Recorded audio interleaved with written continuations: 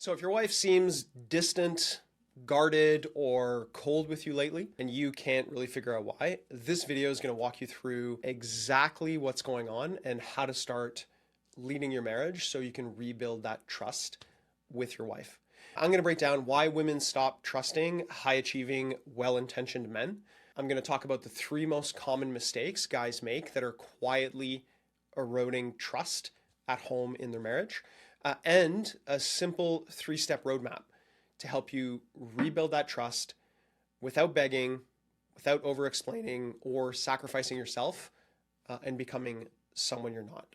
So stick with me to the end because I'm not just giving theory here. This is actually exactly what I walk men through inside my coaching programs.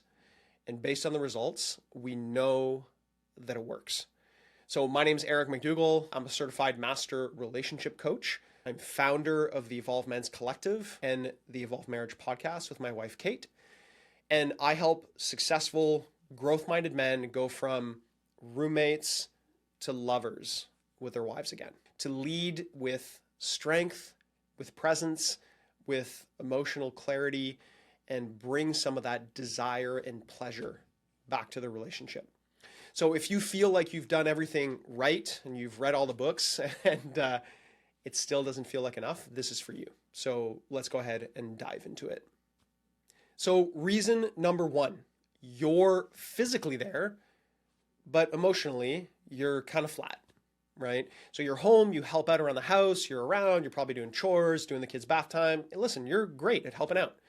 But when she talks, there's a disconnection. You're distracted, you're not emotionally engaged, maybe even you're in your head. And when you say, I'm listening, right, she can actually feel that you're not really present. She doesn't feel seen, she doesn't feel felt. And that's the beginning of the breakdown because she needs to feel you to feel herself, right? Trust is not just about avoiding lying and telling the truth. It's really about emotional presence and depth. Can she count on you to actually be there with her, not just next to her, but when she's stressed, when she's overwhelmed, when she's upset, when she's feeling anxious or disconnected to herself? Or do you try to fix it, logic your way through it, maybe quietly shut down or come up with a solution all the time, right? Think about this real-time example. She says she's exhausted, she's drowning because of her workload, and you say, just take the day off, right? You meant well, but that's not what she needed.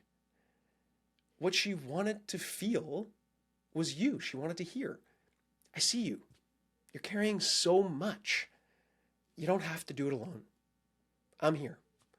And that moment right there, that presence, that saying, I'm there with you, right? That builds trust. So reason number two, you try to please her instead of leading her, right? You say, whatever you want, honey.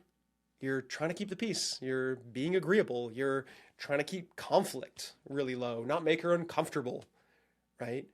You hold back your opinions because you don't want to upset her. You're hiding your truth. And deep down, she's wondering, where's the man that can hold me and himself? Where's the man that can stand strong in his morals and his values and his code? She doesn't want a yes man. She wants a man who knows himself and can be present and grounded, a man with a spine. Because here's the truth. She can't trust a man she doesn't respect. And she can't respect a man who disappears and avoids tension. She'll never open up to that. This doesn't mean you need to dominate, right? You don't need to bark orders, tell her what to do, give her direction all the time. You just need to lead with clarity, with confidence. And that right there creates safety for her to step in and start to open up, right? Reason number three, you talk in circles instead of taking ownership. I've seen a lot of men do this, right? She brings something up and you get defensive. You explain it. You justify it. We call it aboutism. You talk about it. You say, that's not what I meant. Then you shut down if it doesn't go well, right? That response, it kills trust because now she doesn't know if you can handle those hard conversations. She doesn't trust you to stay with her when the tension builds. She probably doesn't feel like her feelings matter in that moment. And she doesn't know if things are ever really going to change. And over time, she'll give up opening up to you. So here's the shift, right? You don't need to be perfect. You just need to be accountable. If you drop the ball, own it. If you say something sharp that doesn't land, repair it. If you're scared, name it. That builds more trust than a flawless, perfect performance ever could. It's about being real. So let's talk about exactly how to rebuild trust. So here's that 3-step roadmap that I was talking about that we know works and we teach our men in our coaching programs. So step 1, learn to regulate yourself first. A lot of men don't do this, right? If your nervous system's all jacked up and you can't deal with the stress and tension, she's going to feel that, right? If you're tense, edgy, reactive, she certainly can't relax around you. She probably feels like she's walking on eggshells all the time. So start with a quick check-in, right? Ask yourself, am I red, yellow, or green right now? Red is like shut down. Yellow is I'm agitated, but I'm aware something's up. Green is I'm calm and I'm grounded. If you're in the red, you should not be stepping into these conversations about building trust, right? Pause, breathe, go for a walk. Get back to center in your body before you try to connect, because you can't lead the relationship if you don't know how to lead yourself in those moments. So regulate. Step 2 is speak with emotional clarity. Stop avoiding, stop sugarcoating, start naming what's real with a calm honesty.